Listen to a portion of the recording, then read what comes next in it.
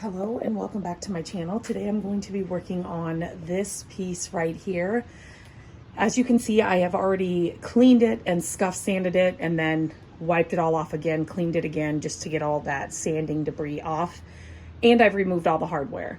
So now I'm going to go in with, I've been back and forth with the color, but I think I'm going to use Hampton Olive, one of my favorite colors. This is the silk line of paint, so it's got the primer, paint, and top coat all in one can, which I absolutely love. It cuts down on your time and the money for your supplies because you're only needing one can. The 16 ounce is what I usually get, and that's already been used, and I won't even use that whole can on this. It will probably take 2 coats. And you can see that this is kind of a red undertone color, but this paint's going to cover it. So like I said, it'll probably take 2 coats. I'm going to use one of my favorite applicators to apply the paint. I always have a brush with me as well because this one does have some details. So I just want to make sure that I get around those. There's not a lot of globs of paint. So I always have a paintbrush with me just in case. But I will link everything that I'm using in the description of this video, but I thought I would take you along with me for this little makeover.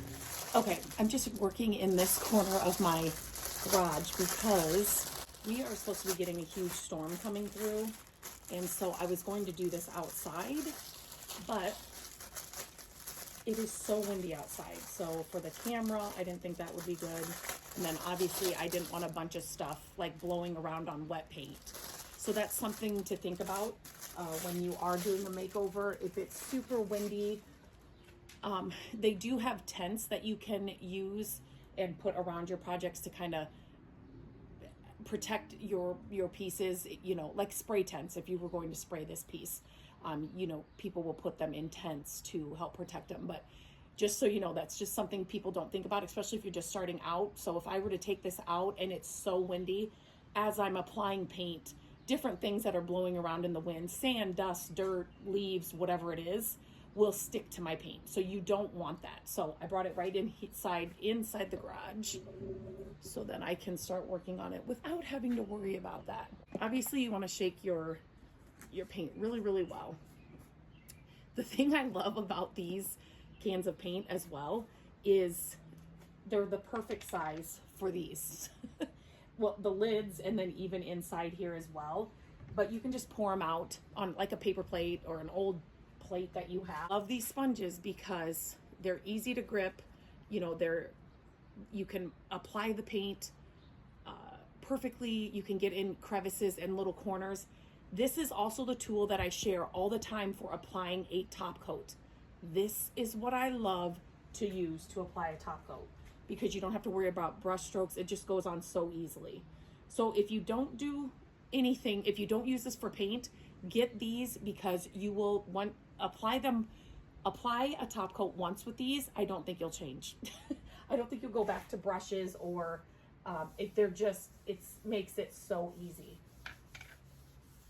So, but I like to show too that you can definitely use them for paint as well. When people tell me, like when they're first starting to flip furniture or paint furniture, they get so scared about this first coat. It doesn't look good. It's not supposed to. Your first coat, it's not supposed to look good. You're just kind of priming your piece. Do not fret if it does not look good or it doesn't look covered. It's okay. The last thing you want to do is keep applying paint because you don't think it looks covered and then you have like too much paint on your piece. Work in coats, right? So that's okay. It's okay. It's better to work in coats than to just keep applying paint to try to cover it. Another thing I love about this paint, it's self-leveling. If you have ever seen me use like their original chalk mineral paint or other paints that aren't self-leveling, I usually have a continuous spray bottle with me because that just helps even out and level out the paint. This is self-leveling, so you don't even have to do that step either. which I love. It's just another reason that makes this paint so good for beginners or somebody like me that's been doing this for over 20 years and you just want to save time on your projects. This is such a time saver because you don't have to do all those steps, and it's self-leveling. It's just less steps. It's an amazing product. So like I said, this is really great for getting around details as well, but I like to have a paintbrush with just by my side when I have details, just to make sure that I don't have a lot of excess paint, just in case I have to get it off. I do have the drawers inside this piece. When it dries, I will open them a little bit so they're not, so it is not, so the drawers don't stick. I don't always paint with the drawers inside, but it's an option. So if you wanted to use your brush like between the drawers, just to kind of get any excess, totally do that. Your brush is not going to get soaked with paint by any means. I definitely love using the sponge when it's a more, just a smooth area. So like the sides of this, it'll be perfect for this. But again, I'm just pushing kind of the sponge around these edges, as you can see, and it's doing a great job. Okay, so as you can see, I have the first coat on. Right now, you can see, obviously, it's not fully covered. Some places are covered more than others.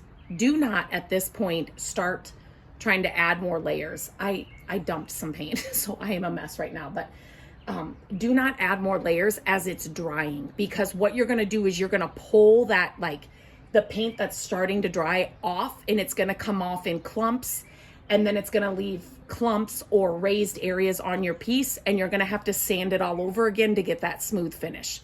Let it fully dry, and like I said, work in coats. It's okay if you have to work in a couple of coats. Just you don't want to put on excess paint, and you don't want to start messing with the paint and adding more layers as it is drying. So areas like this where it's fully smooth, that is like a dream for the sponge. So again, I'm just gonna put my sponge in.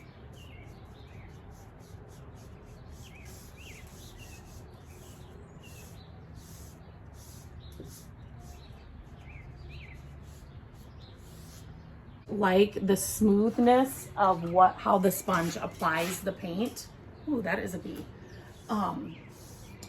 You know, there's no brush marks, so if you're worried about that, you could obviously use a roller too, and I do all three. I use a roller, I use a paintbrush, I use the sponge. And sometimes I like to get a brush out and just take my time and really just like turn on a podcast and just paint. Other times the roller takes a little bit more, because obviously you have to get the tray out and all that, so it's like an extra step, and then cleanup is a little different. But definitely, if I'm doing more than one project and in the same color, a roller is really good to do. And I do get people that will ask me, can you see what I'm doing? Yes. Can you reuse these? So it depends on what you're using. So if you want to, you know, like with this silk paint, if I wanted to take the time and clean this out and then air dry it, you could definitely reuse it again.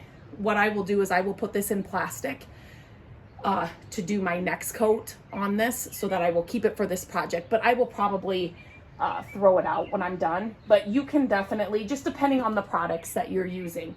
Obviously, like stain, I like to use a different applicator for stain because it's just so good. I've shared videos on that too. That's all on my channel here, and they are so inexpensive. I think they're $2. So I like to use different applicators for stain. But this, for like a top coat, again, depends on what kind of top coat you're using.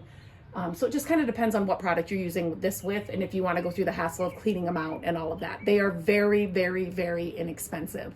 So just remember that. It's not a huge investment, but they're so nice to have for applying paint and top coat. So like right now, it's a little warmer outside here in Iowa right now. So this is already drying, like it's drying fast. So if I were to go and touch up anything that I don't like or it doesn't look okay, I'm gonna make a bigger mess. It's gonna be a bigger problem than just leaving it till it's fully dry and then coming back and adding another coat. So that's what I'm gonna do now. I'm gonna let it fully dry and then I will add another coat. It's all done. After that second coat of paint, I put the original hardware back on it. I still need to stage it. I'm setting it here. I still need to stage it, move the furniture around for it, but this color is so pretty. It's a neutral, but yet not. It's one of my favorite greens in the silk line paint that's got the primer, the top coat, and the paint all in one can. It's absolutely one of my favorite colors. So now I'm gonna get it staged and I will get the final photos ready for the blog post. But if you have any questions, let me know about the paint, about the project, about the process. I will leave links in the description to everything I used. And I will also leave a link for the Furniture Flipping Academy in there as well, so you can check it out. That is where I coach you and teach you how to do the projects, how to sell your pieces if you're looking to make money selling your pieces. So I'll leave a link for that in the description as well, so you can check that out.